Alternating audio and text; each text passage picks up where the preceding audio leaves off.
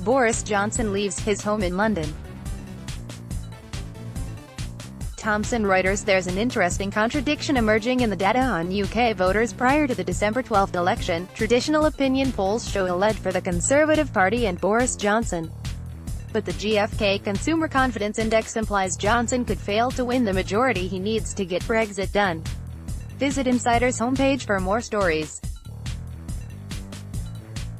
Back in 2017, Pantheon macroeconomics analyst Samuel Toombs predicted that former Prime Minister Theresa May would lose seats in the UK general election that year, based on how gloomy consumers said they were in the GfK Consumer Confidence poll.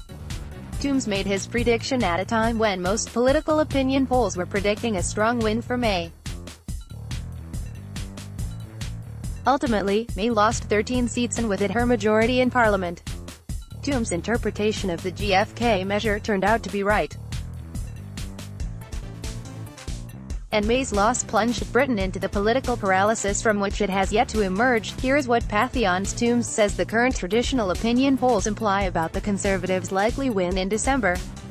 Johnson can expect a 50-plus seat majority if this data holds. Pantheon macroeconomics: so far, so good for Johnson and the Conservatives.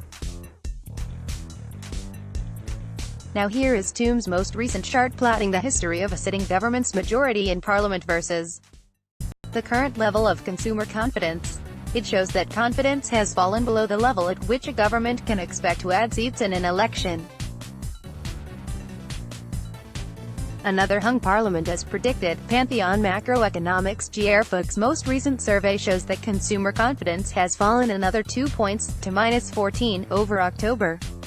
Toombs believes consumer confidence is lower now than it was in 2017 for May. Pantheon macroeconomics: if the consumer confidence implication still holds up, then Johnson will not win a majority in Parliament in the December 12 election, despite the fact that the opinion polls seem to be saying he will.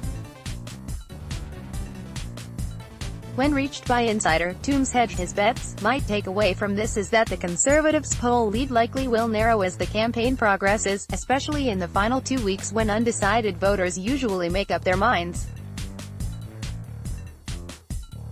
But with the Tories' poll lead currently at 12 pp, far above the 6 pp probably needed for a majority, and voters seemingly placing less weight on economic issues generally, for now I think it looks like a toss-up between a Conservative majority and another hung Parliament.